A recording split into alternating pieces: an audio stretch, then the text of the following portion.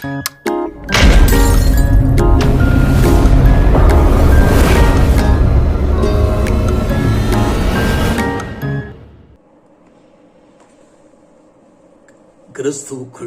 பிரியமான என் அன்பு தேவச்சனமே, நாம் இப்பொழுது எஸ்தர் புத்தகத்தை குறித்து தியானித்து வருகிறோம். எஸ்தர் புத்தகத்திற்கு பின்னணியில் உள்ள சரித்திர சம்பவங்களோடு நாம் இதை தியானித்துக் கொண்டு இருக்கிறோம். கடந்த காணொளி காட்சியில் இந்த எஸ்தர் புத்தகம் மெகிலோத் என்னும் 5 சுருள்களை கொண்ட அந்த சுருள்களில் ஒன்றாக இந்த எஸ்தர் புத்தகம் இருக்கிறது என்பதை குறித்து பார்த்தோம். அதில் உள்ள 5 புத்தகங்களை குறித்து உங்களோடு கூட நான் பகிர்ந்து கொண்டேன். அதிலே நாம் 4 புத்தகங்கள் யூதர்கள் எந்தெந்த விழாக்களில் விருந்துகளில் அதை வாசித்து இந்த நாளளவும் அதை கடைபிடித்து வருகிறார்கள் என்பதையெல்லாம் நான் உங்களோடு கூட செய்தியின் வாயிலாக பகிர்ந்து கொண்டேன். பிரியமானவர்களே, இந்த எஸ்தர் புத்தகம் யூத பண்டிகைகளிலே இன்றும் வாசிக்கப்பட்டு வருகிறது. அது எந்த பண்டிகை என்று சொல்லியெல்லாம் உங்களோடு கூட நான் பகிர்ந்து கொள்ள விரும்புகிறேன். முதலாவது நம் தலையை தாழ்த்தி ஆண்டவரை நோக்கி செபிப்போம். எங்கள் அன்புள்ள பரலோக தந்தையே, ஆண்டவரே, இந்த எஸ்தர் புத்தகத்துக்குள்ளாய் ஆண்டவரே இந்த பொக்கிஷங்களை ஆண்டவரே நீர் மறைத்து வைத்திருக்கிறேன். ஆண்டவரே, அது வேலோட்டமாக நாங்கள் வாசிக்கிற பொழுது அப்பா, அதை எங்களால் ஆண்டவரே புரிந்து கொண்டாலும் அதனுடைய சரித்திர பின்னணியிலே தேவரீர் நீர் எப்படி செயல்பட்டு கொண்டு இருந்தீர் என்பதெல்லாம் எங்களால் ஆண்டவரே புரிந்து கொள்ள முடியாதப்பா. உம்முடைய வார்த்தைகளை நாங்கள் தியானிக்கும் பொழுது ஆண்டவரே, அதில் மறைந்து உள்ள உடைய அன்பின் வெளிப்பாடுகள், உடைய செயல்கள் எல்லாவற்றையும் நாங்கள் புரிந்து கொள்ள முடியும். ஆண்டவரே இம்மட்டுமாய் எங்களை ஆண்டவரே உடைய வார்த்தையினாலே வழிநடத்தி வருகிற தேவனே, இந்த நாளிலும் இந்த செய்தியோடு கூட எங்கள் மத்தியிலே இடைப்படுவீராக. ஆமேன், ஆமேன். பிரியமானவர்களே, மெகிலோத்தில் உள்ள 5 புத்தகங்களில் 4 புத்தகங்கள் எப்போதெல்லாம் வாசிக்கப்படும் என்பதை பார்த்தோம். இப்போது 5ஆம் புத்தகமான எஸ்தர் புத்தகத்தை குறித்து நாம் பார்க்க போகிறோம். இந்த புத்தகம் பூரிம் பண்டிகை என்று அழைக்கப்படும் யூதர்களின் விருந்தின் போது வாசிக்கப்படுகிறது. மோசையின் 5 புத்தகங்களை நாம் அறிந்திருக்கிறோம்.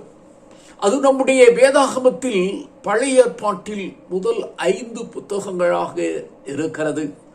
பூரிம் பண்டிகை என்றால் என்ன? மோசையின் கட்டளைகளில் இந்த பண்டிகை குறித்து நாம் படிப்பதில்லை. ஆனால் நாம் அந்த பூரிம் பண்டிகையின் விருந்தை பற்றி இந்த எஸ்தர் புத்தகத்தில் இருந்து தொடர்ந்து நாம் படிப்போம். இது மோசையின் புத்தகமான லேவியாகமத்தில் சொல்லப்பட்டிருக்கிற பண்டிகைகளில் ஒன்றல்ல. ஆனால் இது பெர்சிய ராஜ்யத்திலிருந்து தொடங்குகிறது. அன்றிலிருந்து இன்று வரை யூதர்கள் இதை கடைபிடித்து வருகிறார்கள். எஸ்தர் புத்தகம் இல்லாமல் பாபிலோனிய பகுதியிலே தங்கிவிட்ட யூதர்களின் வாழ்க்கையை எப்படி இருந்தது என்பதை அறிந்து கொள்ள முடியாது. இஸ்ரவேல் அல்லது யூதா என்று பாபிலோனியர்களாலே சிறைப்பிடிக்கப்பட்டார்கள் என்பதை நாம் அறிந்திருக்கிறோம். சிறைபிடித்த பாபிலோனிய தேசம் பின்பு பெர்சியர்களாலே கைப்பற்றப்பட்டு அது பெர்சியர்களுடைய ஆளுகைக்குள்ளாய் வந்தது என்பதையும் நாம் அறிவோம். எஸ்தர் புத்தகத்தில் இடம்பெற்றுள்ள வரலாற்று சம்பவம் பெர்சிய ஆட்சி காலத்தில் நடைபெற்ற சம்பவமாகும். பெர்சிய மன்னன் கோரேஸ் காலத்தில் சிறிதளவு யூதர்கள், அதாவது 46,360 பேர் செர்பாபேல் தலைமையிலே எருசலேமுக்கு சென்றார்கள்.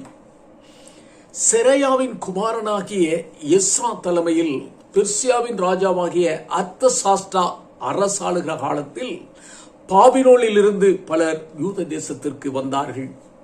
அதே போல அர்தசாஷ்டா காலத்தில் நெகேமியா தலைமையிலும் கொஞ்சம் யூதர்கள் எருசலேமுக்கு சென்றார்கள் என்பதெல்லாம் நாம் அறிந்ததுதான். இவர்கள் ஏறக்குறைய 60,000க்கும் சற்று கீழ் இருப்பார்கள் என்று வேத விற்பனர்கள் சொல்லுகிறார்கள். இவர்கள் எல்லாம் பெர்சியாவில் இருந்து எருசலேமின் மறுகட்டமைப்புக்காக திரும்பிச் சென்றவர்கள். சுமார் 1 மில்லியன் மக்களுக்கு அதிகமாக யூதர்கள் பெர்சியாவின் ஆளுகைக்குள் இருந்த தேசங்களிலே தங்கிவிட்டனர்.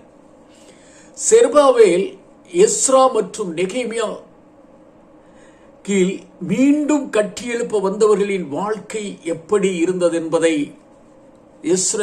எஸ்ரா நெகேமியா புத்தகங்களின் வாயிலாக நம்மால் அறிந்து கொள்ள முடிகிறது. ஆனால் பெர்சியாவில் இந்த யூதர்களுடைய வாழ்க்கை எப்படி இருந்தது என்பதை நாம் அறிந்து கொள்ள வேண்டும். அவர்களுடைய வாழ்க்கை எப்படி இருந்தது என்பதை முழுமையாக நம்மால் அறிந்து கொள்ள முடியாவிட்டாலும் அவர்கள் ஒருவேளை அங்கு நன்றாக இருந்ததால் தான் அவர்கள் அங்கே தங்கிவிட்டார்கள் என்பதை நாம் இந்த புத்தகத்தின் வாயிலாக புரிந்து கொள்ளப்படுகிறது.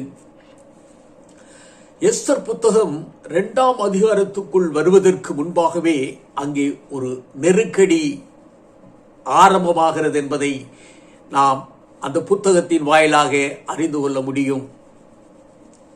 3ஆம் அதிகாரத்தில் சதி செயல் அங்கே அரங்கேற்றம் செய்யப்படுகிறது அல்லது ஆரம்பமாகிறது.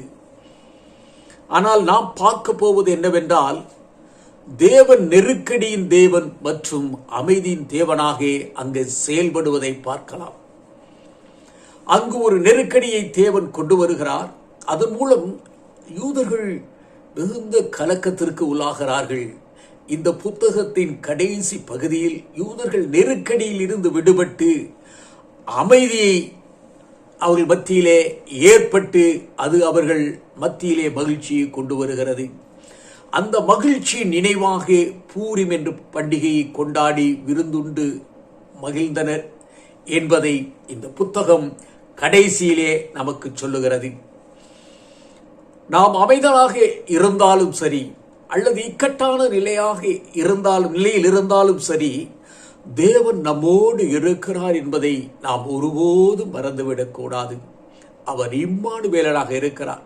நாம் மத்தேயிலே வாசிக்கும் பொழுது இம்மானுவேல் என்பதற்கு தேவன் நம்மோடு இருக்கிறார் என்று அர்த்தம் என்று சொல்லி நாம் வாசித்தோம். எஸ்தர் புத்தகத்தை 3 பிரிவுகளாக பிரிக்கலாம். அதிகாரம் 1, 2 முதல் பகுதி. இது இயற்கைக்கு அப்பாற்பட்ட வகையில் தேவன் அங்கு செயல்படுவதை நம்மால் காண முடியும். இங்குதான் தேவன் காரியங்களை நகர்த்த திரைக்கு பின்னால் இருந்து செயல்படுகிறார். அதிகாரம் 3 முதல் 5 வரை சதித்திட்டத்தின் செயல் சற்றே கடினமாகிறது. சாத்தானின் சதிவேலையை இங்கு காணலாம். புத்தகத்தின் கடைசி பகுதி அதிகாரம் 6 முதல் 10 வரை தேவனின் பாதுகாப்பு இஸ்ரவேல் மக்களுக்கு எப்படி கிடைத்தது என்பதை சொல்லுகிறது. எஸ்தர் 1ஆம் அதிகாரம் 1ஆம் வசனம் வரும்போது முதல் விஷயத்தை கருத்தில் கொள்வோம். தேவனின் பாதுகாப்பை குறித்து பார்ப்போம். ஒரு விருந்துடன் இந்த புத்தகம் தொடங்குகிறது. பெர்சியாவின் மன்னன் அகஸ்வேரு நாட்களில் இது நடக்கிறது. இவன் இந்து தேசம் முதல் எத்தியோப்பிய தேசம் வரைக்கும் உள்ள 127 நாடுகளை அரசாண்ட மன்னன். இவன் சிரக்சஸ் என்று கிரேக்க பெயரால் வரலாற்றில் நன்கு அறியப்பட்டவன். இவனுடைய தந்தைதான் அர்த்தசரக்ஸ், அதாவது அர்த்தசாஷ்டா. இவர் தனது பானபாத்திரக்காரனான நெகேமியாவை எருசலேமுக்கு திருப்பிச் செல்ல அனுமதித்தவன். எனவே எஸ்தர் புத்தகம் எஸ்ரா புத்தகத்தின் 6ஆம் அதிகாரத்திற்கும் எஸ்ரா 7ஆம் அதிகாரத்திற்கும் இடையில் உள்ள புத்தகம். நெகேமியாவின் புத்தகத்தில் அர்தசாஷ்டா ராஜாவாக இருக்கிறார். இப்போது அவன் மகன் சக்சக்ஸ் ராஜாவாக இருக்கிறார். இவரைத்தான் நாம் அகஸ்வேரு என்று அழைக்கிறோம். அந்நாட்களிலே அகஸ்வேர் ராஜா, அதாவது அகஸ்வேர் என்றால் அக்காடியன் மொழியில் வலிமை மிக்கவன் அல்லது சிங்கம் போன்றவன் என்று பொருள். இவன்தான் முதல் லயன் கிங், சிங்க அரசன். இந்த சிங்க ராஜா பெர்சியாவின் சிம்மாசனத்தில் சூசான் அரண்மனையில் இருக்கிறார். பெர்சியாவிற்கு 4 தலைநகரங்கள் உண்டு. அதில் ஒன்றுதான் இந்த சூசான் நகரம். பெர்சிய மேதிய அரசு அதிகார பிரபுக்கள், மாகாணங்களின் இளவரசர்கள், ஆளுநர்கள், தனது அதிகாரிகள், ஊழியர்கள் அனைவரும் ஒரு பெரிய விருந்து அங்கே மன்னனால் ஏற்பாடு செய்யப்பட்டு நடந்து கொண்டிருக்கிறதாக புத்தகம் சொல்லுகிறது. அவருடைய மகிமையான ராஜ்யத்தின் செல்வங்கள் எப்படி இருந்தது என்பதை நாம் பார்க்கும் பொழுது, அங்கே வெண்கல தூண்களில் மேலே வெள்ளி வளையங்கள், மெல்லிய நூலும் சிவப்பு நூலுமான கைகளால் வெள்ளையும் பச்சையும் இளநீளமுமாகிய தொங்கு திரைகள் விதானித்திருந்தது என்று சொல்லி பார்க்கிறோம். சிவப்பும் நீலமும் வெள்ளையும் கருப்புமான கற்கள் பதித்திருந்த தலவரிசை மேல் பொற்சரிகையும் வெளிச்சரியுமான மெத்தைகள் வைக்கப்பட்டிருந்தது. அப்படிப்பட்ட விலையுயர்ந்த கற்கள் அங்கெல்லாம் பதிக்கப்பட்டிருந்ததை பார்க்கிறோம். பொன்னால் செய்யப்பட்ட நானாவித பாத்திரங்களாலே பானம் கொடுக்கப்பட்டது. அவருடைய ராஜ்யத்தின் செல்வ செழிப்பு எப்படி இருந்தது என்பதை இதன் மூலம் நம்மால் அறிந்து கொள்ள முடியும். ஒரு செல்வம் சிறப்போடு இருந்த தன் ராஜ்யத்தின் மகத்துவங்களை, மகிமைகளை அங்கே வந்திருந்தவர்களுக்கு அவன் காண்பித்து 180 நாட்கள் அவன் தன் ராஜ்யத்தின் மகிமையை காண்பித்து அவர்களுக்கு விருந்து செய்தான். அதாவது 6 மாதம் தொடர் விருந்து அங்கே நடைபெறுகிறது. இது அரசாங்கத்தால் கொடுக்கப்பட்ட 6 மாத விருந்து. இப்படி தற்போது அரசால் நடக்குமானால் அரசு பணம் எப்படியெல்லாம் வீணாகிறது என்று நம்மளால் சொல்லக்கூடும் அல்லவா? இது நடப்பது கிமு 483ஆம் வருஷம். என்ன நடக்கிறது? மேற்கு மாசிடோனியாவில் பிலிப் என்ற ராஜா வளர்ந்து வருகிறார். கிரேக்க பேரரசின் எழுச்சி தோன்ற ஆரம்பித்து விட்டது. இது விரைவில் உலகை கைப்பற்றும். நாம் தானியேல் புஸ்தகத்திலே வாசிக்கிறோம், மேதிய பெருசிய ராஜ்யத்திற்கு பிறகு கிரேக்க ராஜ்யம் எழும்பி உலகை கைப்பற்றும் என்று. இந்த 6 மாத விருந்தில் அவரது கட்டுப்பாட்டில் உள்ள மாகாணங்களின் ஆளுநர்கள் கலந்து கொண்டிருக்கிறார்கள். இந்த நீண்ட விருந்திற்கு காரணம் ஒரு போர் திட்டத்தை பிரகடனப்படுத்துவதற்கு என்று வரலாற்று அறிஞர்கள் சொல்லுகிறார்கள். அவர்கள் போருக்கு செல்ல வேண்டும், அவர்களுக்கு இராணுவம் தேவை, கிரேக்கர்களின் ஊடுருவலை எதிர்த்து போராட வேண்டும். உலகம் கிரேக்க ராஜ்யத்தின் கீழ் வரப்போகிறது, மேதிய பெர்சிய ராஜ்யம் அழிகப் போகிறது. இதைத்தான் தானியேல் புஸ்தகம் நமக்கு வெளிப்படுத்துகிறது. பிரியமானவர்களே, மாசிடோனியாவின் மன்னன் பிலிப்பின் மகன்தான் மகா அலெக்சாண்டர்.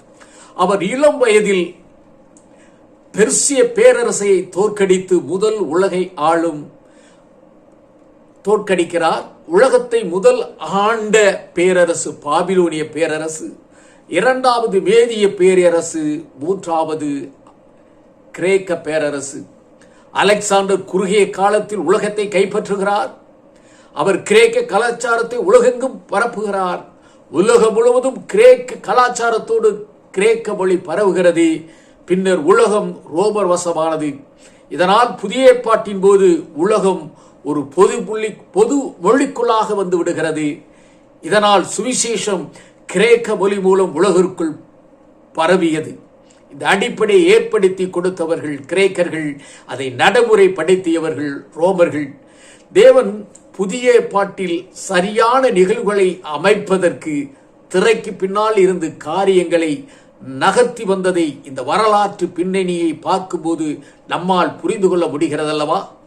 கலாத்தியர் 4ஆம் அதிகாரம் நாம் புத்திர சுகாரத்தை அடையும்படி நியாய பிரமாணத்துக்கு கீழ்ப்பட்டவர்களை மீட்டுக் கொள்ளத்தக்கதாக காலம் நிறைவேறின போது, இங்கதான் சொல்லணும், காலம் நிறைவேறின போது ஸ்ரீனிடத்திற்கு பிறந்தவரும் நியாய பிரமாணத்திற்கு கீழானவருமாகிய தம்முடைய குமாரனை தேவன் அனுப்பினார் என்று கலாத்தியருக்கு எழுதிய கடிதத்தில் பவுல் பதிவு செய்கிறார்.